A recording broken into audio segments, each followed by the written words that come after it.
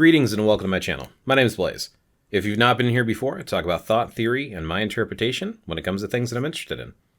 Today's video is a semi-rant, semi-educational type of a video. So it seems that there are this group of individuals that do not like people who are not part of the Norse and Germanic peoples, like either now, today, or descended from them, for others outside of that group to practice those traditions and cultural stuff. Honestly, at the end of the day, I don't see any problem with people practicing whatever they want, as long as they're being respectful of where it's coming from. There's a difference between cultural appreciation and cultural appropriation. So as long as you do it with respect, I see no problem with it. I mean, again, it's no different than someone who is not Japanese to practice Shinto, or someone who's not Chinese to practice Taoism, as an example. People can practice what they want. With that being said, there seems to be this phrase that is driving me nuts, and I want to add some clarification and some information and resources for you to look into. There seems to be people who keep saying, as an example of why anyone can practice, specifically some of these revival, reconstruction, New Age heathenry practices, as they will say, Odin is the Allfather, not the Somefather, or something along the lines of that. Like sometimes they'll say, Odin is not the Somefather, he's the Allfather.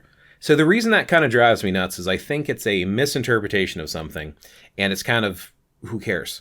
It's pointless. If you want to practice something that's not your culture or tradition, there's nothing stopping you. People of that culture and tradition, you're always going to have a mixed response. You're going to have some individuals who have no problem with it. You're going to have some individuals who are annoyed by it. And then you'll have some individuals who are just flat out saying that you shouldn't do it. You know what? People are entitled to their own opinion. And I don't think we need to attack these people for having their opinion. You find out what you want to do and do it. But using this whole term, Allfather, let's actually look into that. So first and foremost, I want to do a little shout out to Jackson Crawford, because he's one of the many resources that I greatly admire, and I use a lot of his research. I look at a lot of his videos. His stuff is good. He has great books. He has great videos on YouTube. And there's other ones too. There's William R. Short, and there is Allfather here on YouTube as well. So there's like a lot of really good sources out there. So do some research. But let's look at why Odin, which would be the Old Norse way, as far as I know, of saying Odin, why is he called the Allfather? Where is he called the Allfather? So the two sources I can find are actually all in one big collection by Snorri Sturluson in Iceland. So he had the Prose Edda, and he recorded these old stories. And one of them, let's see, I think there's, and I wrote these down, so I'm actually going to be looking at my screen here, the Gylfaginning and Grimmismal talks about him using the title or being referred to as the Allfather. But the thing is, it's not necessarily a direct translation. We translate in English as Allfather, but in Old Norse, it's like, and I'm going to be butchering this, Allfather versus Allfather. Father and Father. Watch Jackson Crawford's video. He actually knows how to pronounce this stuff a lot better than I do. I only know a little bit of modern Icelandic, so he's a better source on how to pronounce this. The point is, and one of the things that he brings up is that doesn't necessarily translate directly. So if you actually read these where they're talking about it, they talk about, as one of the translations that's out there, Odin is called Allfather because he is father of all the gods. He is also called father of the slain because of those that fall in battle are the sons of his adopted on. For them he appoints Valhall.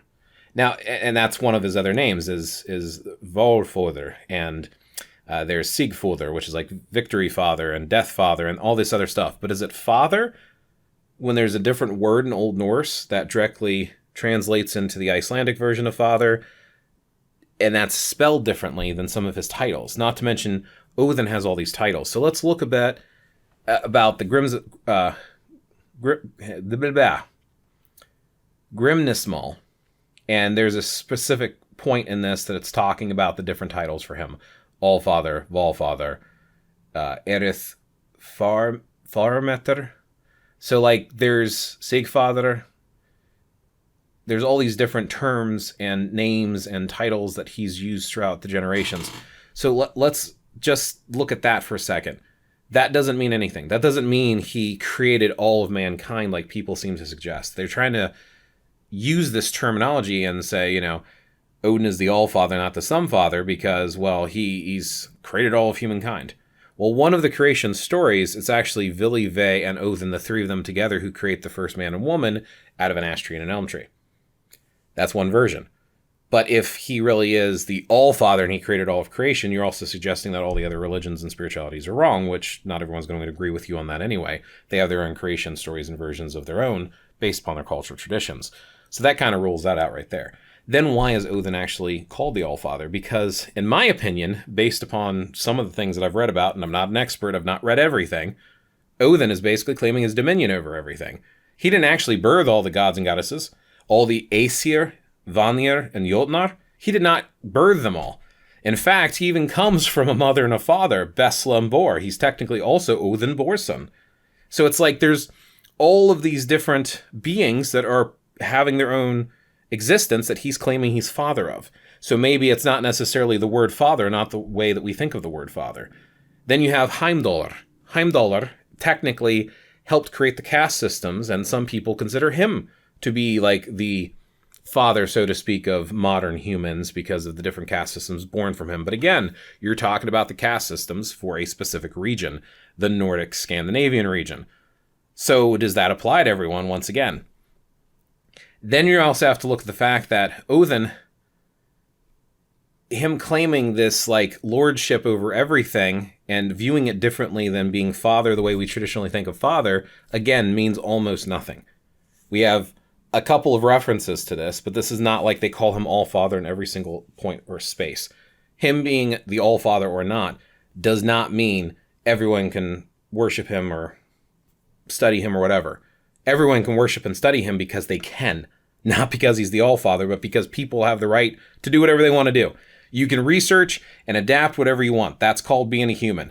Even if you're pissing people off of that culture, that doesn't stop you from being able to.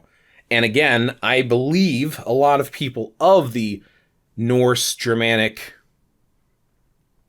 regions in the world today that are actually Norse and Germanic because they actually live there, I don't think most of them have a problem with it. Could be wrong, but I'm under the impression it's pretty acceptable. And if you were descended from those people and live elsewhere in the world, like myself, a lot of us don't care either because we want to research it just as much as you do. We might be connecting with our ancestry and past, but you're just connecting with something that's cool. Great, let's do it together.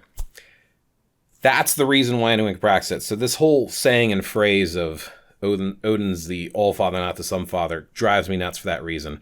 It also drives me nuts because the people that seem to want to worship or follow Odin, they seem to try to twist him into something he's not.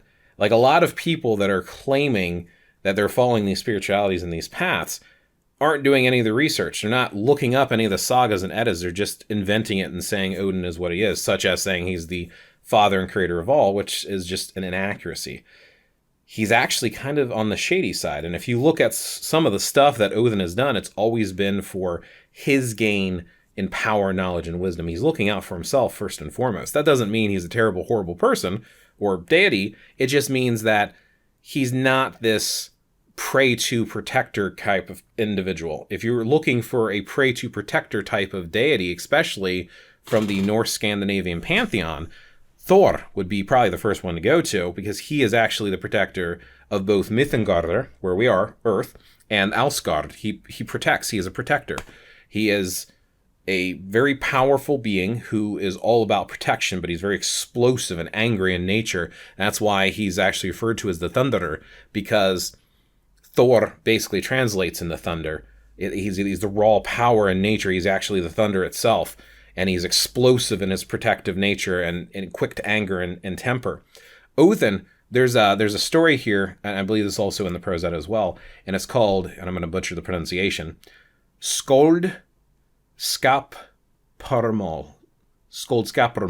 And it talks about how Odin's basically walking in disguise, and he runs across, I think it's like 8 or something farmers. And when he walks across them, he offers to sharpen one of their sides for them. And he uses this magical whetstone to sharpen it. And it's the sharpest it's ever been and cuts easily. And all the farmers are like, wow, this is amazing. I mean, could we buy a stone like that? I mean, it would make our work so much easier. And Odin throws it up into the air, and says, catch, and they all kill each other.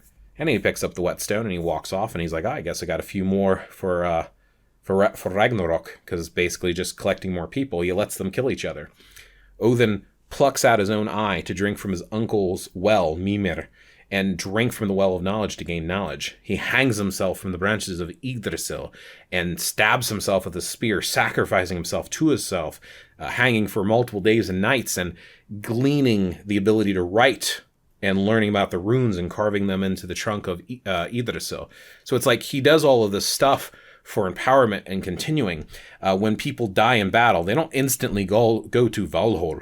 They actually, some just go to Hell, which is a place, a location, also the deity, Loki's daughter, Hel, named the same as the place. Might be in Niflheim, but basically it's called Hel, this area for the dead. It's like in the ground, it's the underworld. And he will actually have Valkyrie come down and kind of judge the slain and divide them up between Freya's hall and his hall. And he divides them up because he's trying to build up warriors for this inevitable doom that's coming. He's trying to prepare for it because he's gleaned into the future of what might happen.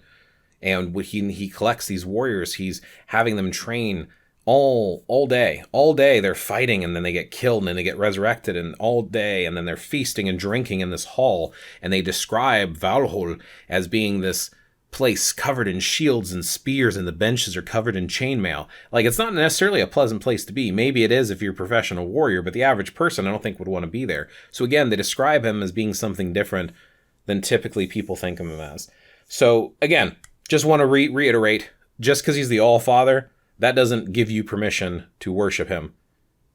You being your own person and being able to make up your own mind is what gives you permission to worship him, if you want to. But if you're going that route, you can do it how you want, but I would advise actually researching instead of trying to recreate these deities in the image you want, trying to find out how they've been passed down to us through the stories, through the sagas, through the Eddas, and see how those people at that time might have viewed them. Just a few thoughts. You don't have to agree with me. You can share your thoughts down below. If you did like this, consider thumb up, liking, and subscribing, and I will catch you in the next one.